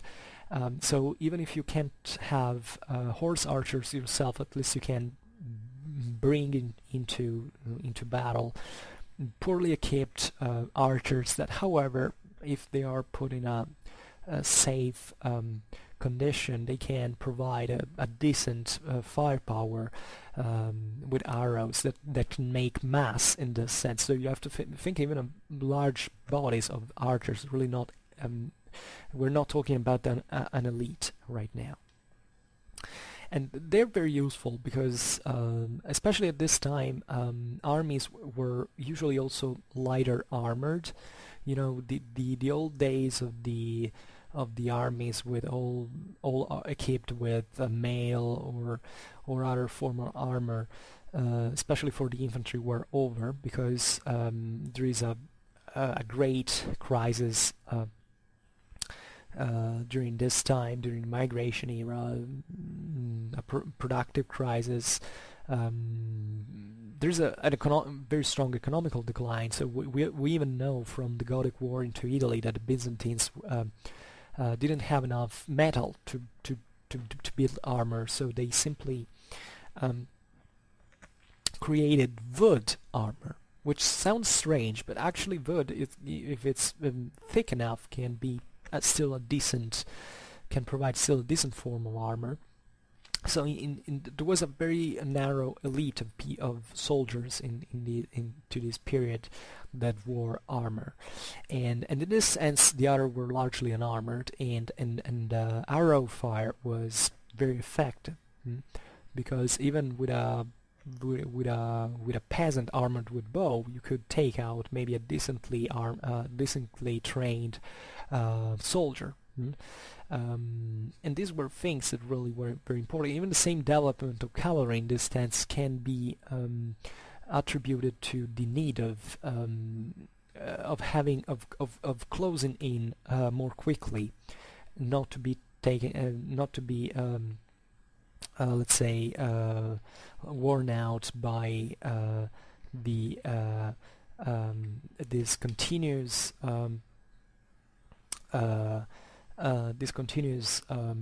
missile throwing that that could inflict very, very heavy losses if you have just remained there advancing, maybe like an infantry formation. Another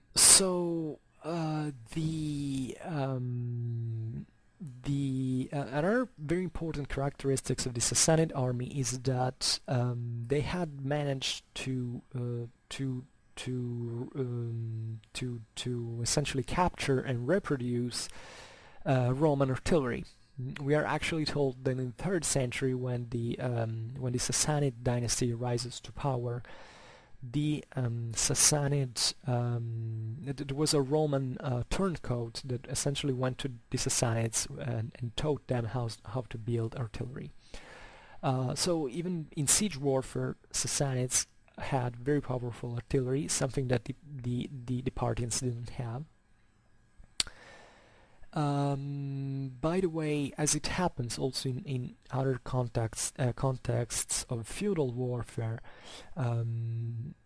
feudal siege warfare, the armored elite on horseback can dismount and lead assaults in the breaches of the enemy fortifications, because they're enough protected to take that stand and also to fight hand to hand on foot with these largely light troops that often were left as garrisons of fortifications.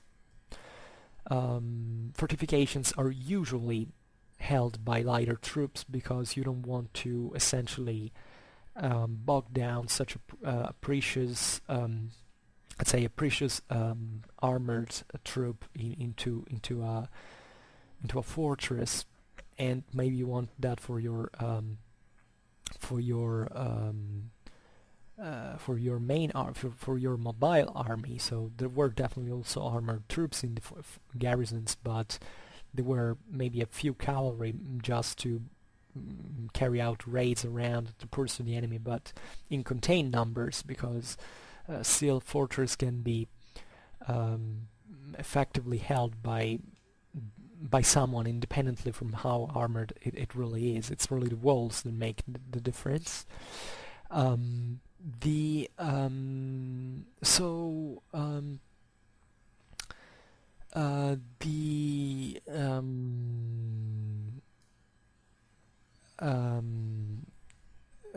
The idea is that was also a pretty dynamic way. I mean, there was a lot of tunneling, for instance, under the... So military engineering was pretty advanced even for the Sassanid Persians. There was even chemical warfare in some case. Something, however, that the Persians didn't overdevelop because they seemingly lacked the Roman discipline was camp guards. The Persian camps were poorly done compared to the one of the Romans, at least on average, and at least seemingly, and especially at night. The idea is that certain assaults could be led by surprise, of course, if the guard was low. There is, I think, a moment to which some legionnaires that made a sortie one night, and they attacked the heavily armored Sassanids with certain trenching tools like axes and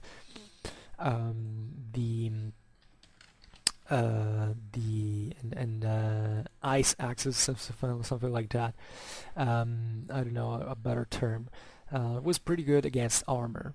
And this is what the Romans knew, because the Romans had already dealt in such a fashion with the dolabra, for instance. The dolabra was a sort of axe that the Romans used for building camps, for entrenching and all, but it was pretty effective also against armored opponents. So it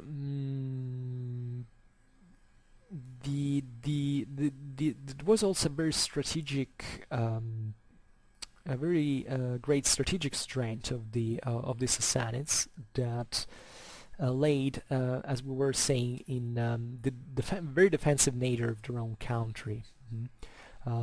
Persia was dotted by fortified centers, either cities or simple castles, and in this sense everyone entering in Persia was subjected by harassing by light troops that could simply make this hit and run tactics and then coming back and closing themselves into these fortresses. So scorched land was pretty average in this sense.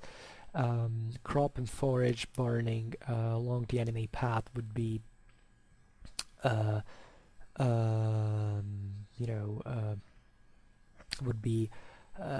pretty daily business, let's say. And in Mesopotamia, where the geography is a bit different, however, the Sassanids at times broke the irrigation canals to bog down the enemy armies. Yet it seems that they weren't able to substantially stop the Romans, at least in Julian's campaign, that they really did much to prevent the Romans from advancing, but still the Romans managed, in spite of all the logistical difficulties that even obviously the Persians were causing to them, to progress until Julian died. There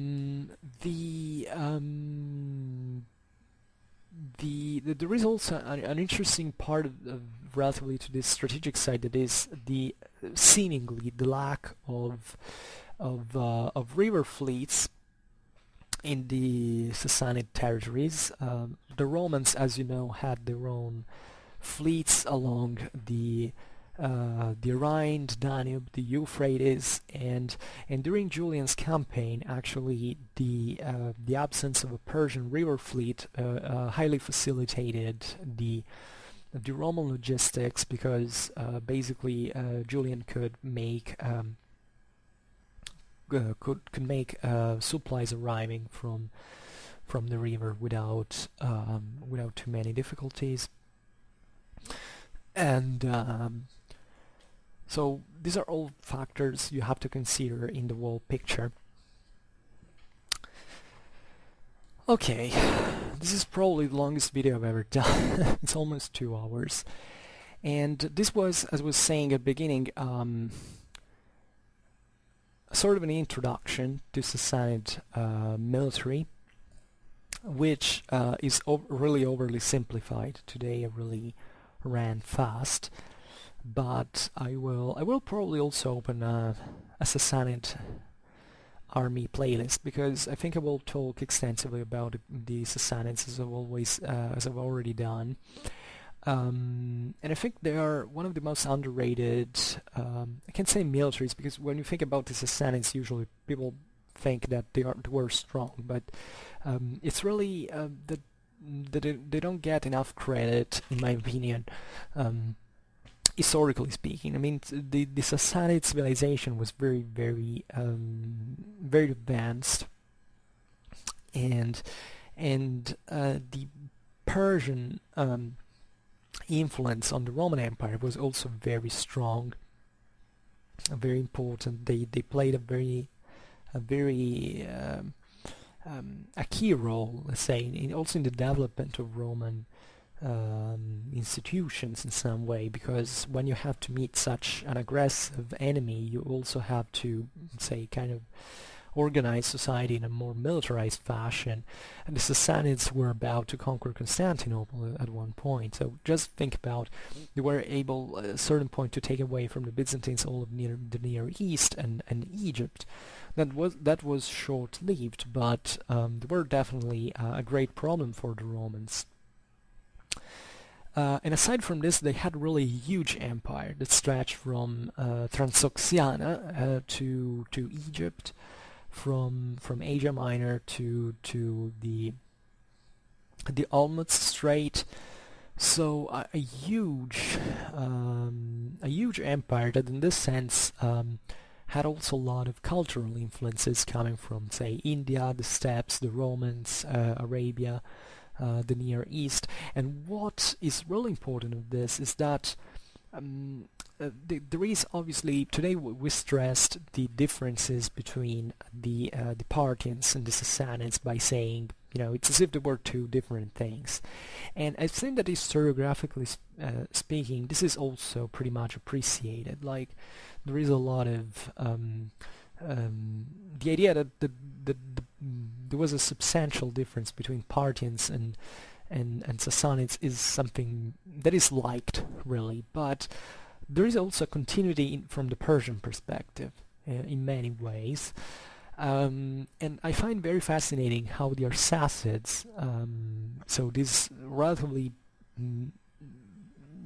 say, small entity that rose to power at the borders of the Seleucid Empire, into Hyrcania and all, and eventually spreading into Persia, eventually was able to expand at the point of clashing with Rome for the Near East, and eventually paving the road to the rise of the Sassanids themselves, and that became essentially a huge empire that could compare with the Byzantine one at one point, and that was able even to destroy that empire. So sometimes there is a bit of factionalism when discussing about Rome and Persia. Like, there are the guys who like Rome, there are the guys who like Persia, and they kind of fight with each other. But I think it's as a Westerner, I've always kind of said, oh yes, those Persians were there,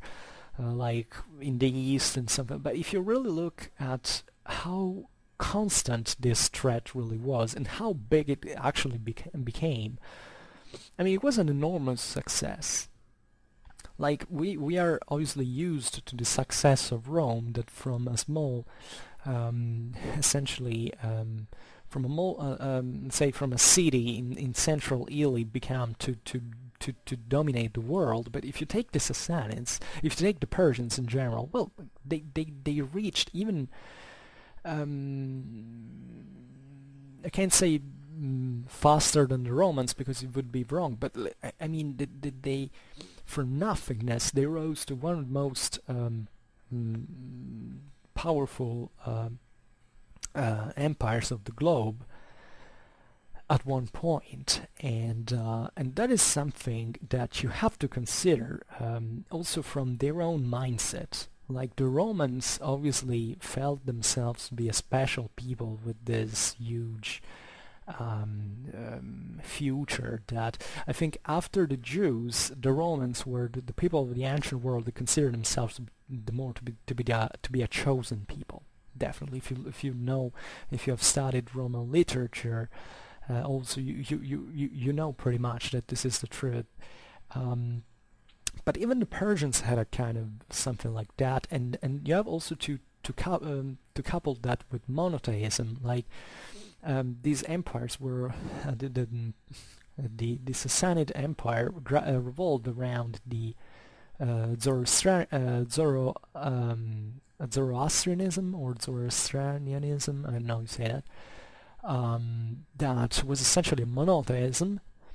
It wasn't an Abrahamic religion, as we know, but it was respected by the Christians, the Jews, and the Muslims because it was a monotheism as well, and because Persia was simply this cradle of civilizations as well. So there was a great impact that Persia made, really, in it, and these Sassanids were so aggressive because they were proud. They were probably convinced of their own, that they had to become a universal power as well, and they never gave up against the Romans. If you really look at their history, they got defeated multiple times by the Romans, but never gave up. because they never, and this is very important from a strategical point of view, they never renounced to the idea of becoming an imperial scale power. Never. They wanted the Near East. They wanted to control the trade routes from east to west, and they had to destroy the Roman Empire because that's what they wanted. And when you have this determination that is perfectly embodied by Sassanid politics, that even as we've seen thought of themselves to be of its empire to be, the direct continuation of the Achaemenid one, that they were the chosen ones in some way.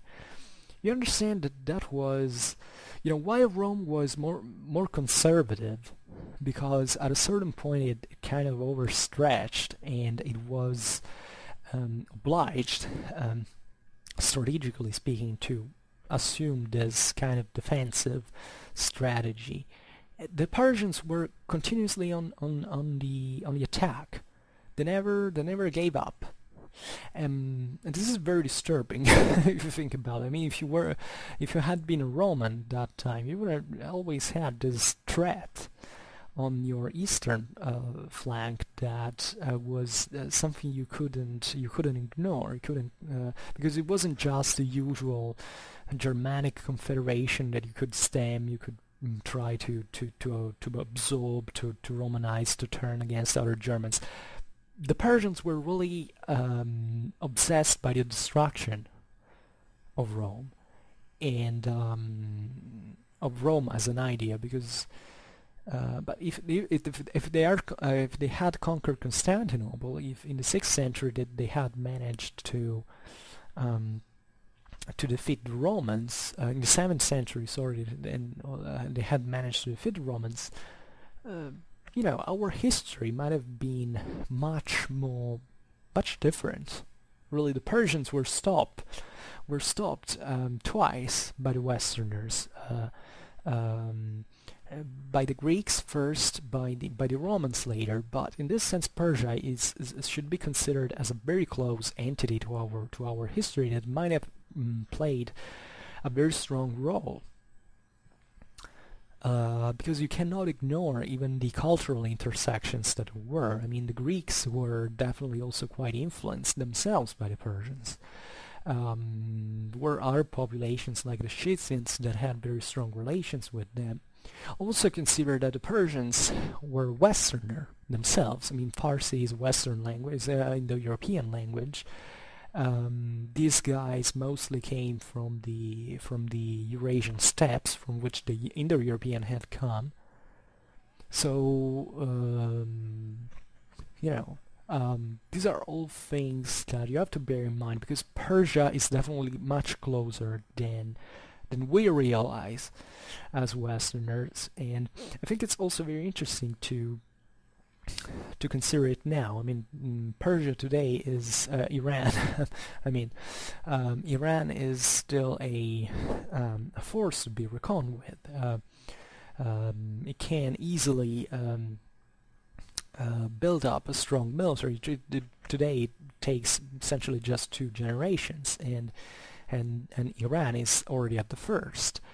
And I know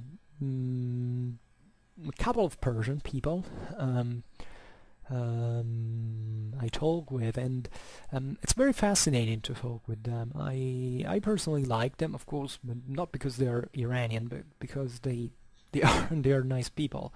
And I'm very fascinated with Persian history. Actually, if I ever I never went out of Europe. I had luck to travel rather a bit, let's say, but I never went out of Europe yet. And if I did, I would love to see, well, of course, the United States, Canada, Australia. I'd love to see them. But relatively to Asia, I'd love to see much Iran. Definitely, because it's plenty of beautiful things to see, historically speaking. Unfortunately, these are countries that eventually, compared to Europe, didn't I don't know, it's as if there was less there to see from that past than ours. But it's still thinking about the places and the importance that they had, historically speaking. Very fascinated with Iran. However, for now, the video is really getting too long. We surpassed 2 hours for the first time on my channel. I'm proud of that. I don't know how many courageous people will arrive to this point. Probably none.